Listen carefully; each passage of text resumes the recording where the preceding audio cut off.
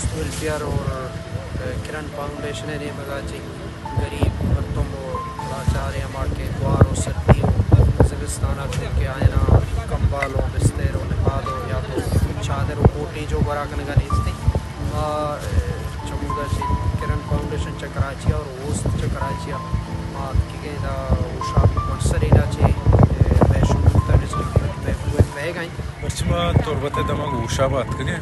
किरण foundation ऊस्ट welfare organisation ने मुझे इधर गरीबी मखलूक के वास्ता और 5% तो एक सेंट्री अर्च लोगा बारकनक हो गए मजीद इंशाल्लाह ये में सिलसिला ये जो इंशाल्लाह में जारी वो बलोच को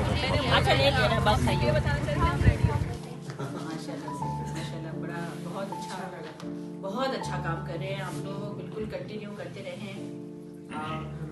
मैं कभी भी नहीं भूलूंगी ये एक्सपीरियंस, मैं जहाँ जाऊँगी ज़रूर इसका जिक्र करूँगी। खुदा जाने के इस रिश्ते से जो नया रिश्ता हमारा और आपका बना है, इसमें से आगे कितने रिश्ते आपके लिए और बने, नेटवर्क्स बने।